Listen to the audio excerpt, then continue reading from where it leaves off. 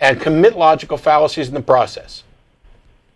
If I was a theist and you came to me with those arguments, I would rip them to shred and make you look foolish. It is a poor way to do. You don't have to go that far. And the thing is, you and I are on the same page when we talk about from a practical standpoint. We talk about speaking colloquially. You mentioned before, we've seen no evidence of this magic and there's no good reason to think it's true. That is perfect. That's all you ever need to say, because that is a direct challenge that keeps the burden of proof in their court and does not go so far as to assert an absolute certainty. You've got it all right there. You know exactly what you need to do. You don't need to run as far. You don't run when they're not chasing you. Matt, you did mention, though, that anthropologists are debating where certain ideas came from. Sure.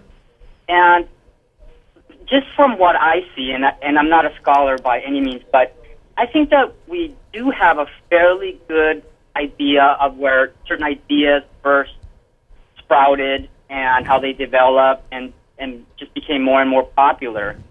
But that doesn't shed any light on... We're not in the dark about where certain ideas came from.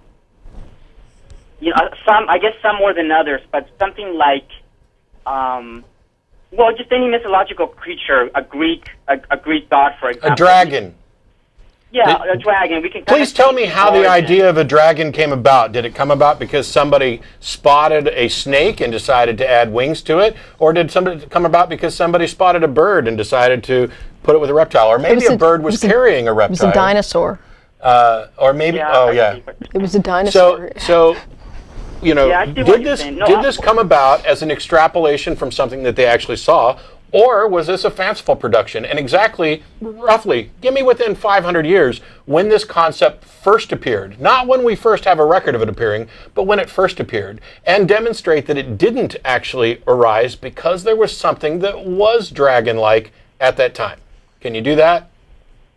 Well, I think that archaeologists can pinpoint... No. The answer to my question is no. Let me just finish the comment. I mean... When you look at, for example, Latin America, and you see dragon-like creatures in their writings or in their sculptures, you get an idea of when those particular creatures became popular. Or when you look in Asia, you see the same thing. In Europe as well. So you more or less get an idea of when these creatures became popular in those cultures. Which is relevant to what point anywhere on the planet? It's relevant because we can see a pattern of people inventing a creature in their mind. And why is that relevant?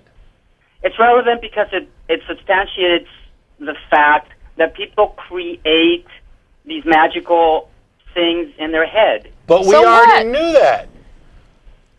The thing that you're not getting, the one and only answer to the question I asked a minute ago was no, not 45 seconds on we can approximate. The answer was no. You can't, because you have no idea when these concepts first appeared. You may be able to determine the oldest known occurrence of these concepts. Yes, you can judge their popularity in different places, but none of that matters, because you still cannot demonstrate a link between this concept came into awareness and popularity in this area and it's because of X. You cannot demonstrate that because we created a fictional thing A, that anything else that's like A is therefore fictional. You can't do that. That's the point that I was trying to make before. It's a logical fallacy and you're shooting yourself in the foot for trying. Well, I guess, Matt, the big thing for me is that we've established a pattern of behavior of creating creatures in our minds. So what? And so when someone tells me that I believe in this particular magical creature, until they actually have evidence and they go out and prove that creature exists, I'm just going to say I believe this is just another one of those creatures that are created in people's heads, and which is fine. Yeah, that's all you have to say. Which is fine. Until they can actually prove it. Fine.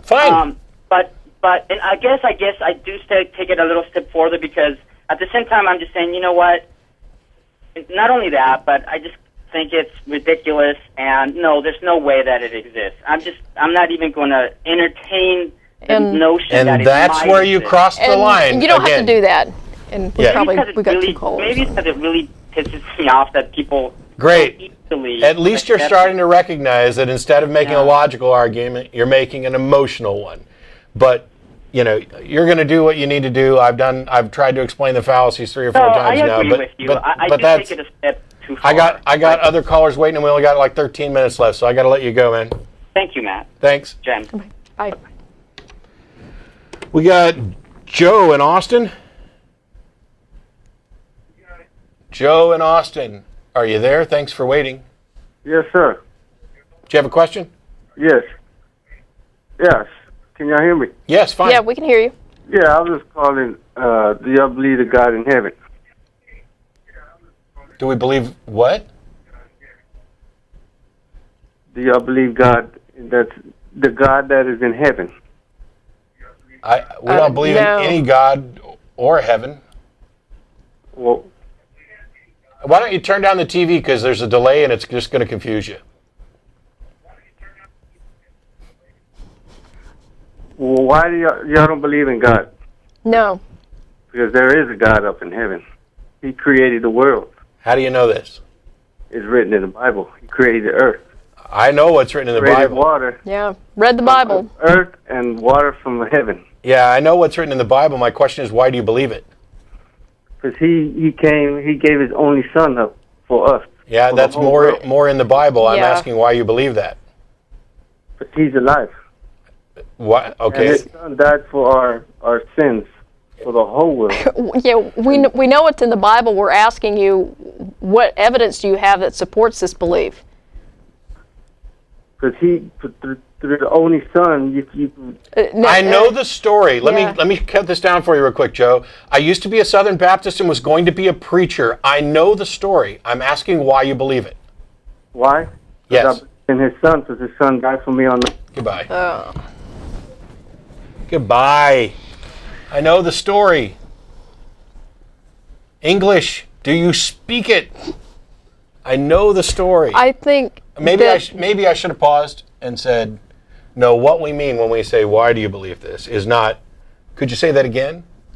But to actually give the reason. I think Joe was probably working with the only thing he had. And that's the case, that's monumentally frustrating. He's got the Bible. He knows what he learned in Sunday school. That's all he's got. Well, for those people who are about to write in to say, see, why do you get callers like that on there? Why don't you get real theologians? Let me tell you this. If you've been watching clips of this show on YouTube, you're not seeing the whole thing. You can go to the archive and watch the full episodes. But if you've been watching the episodes and you're a theist and you keep saying, why do they keep letting all the poor callers, and these people they shouldn't be on there to represent their religion. They don't know these guys are clearly afraid to argue with someone who really knows what they're talking about. They're cowards who are afraid to get off your ass. The number is right here.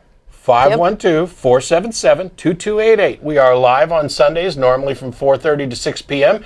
On special occasions like tonight, we're live from 8 to 9:30 p.m. You can email tv@atheist-community.org. If you think that these people are a poor representative of your religion, stand up for Jesus, and call.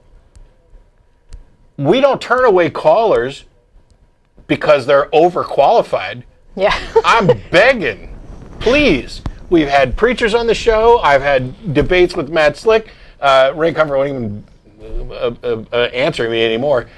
I would love to have a good theistic representative calling the show. The problem is I have yet to find one. I have people emailing you say, why don't you debate, like William Lane Craig? Okay, set it up. I'll debate Craig.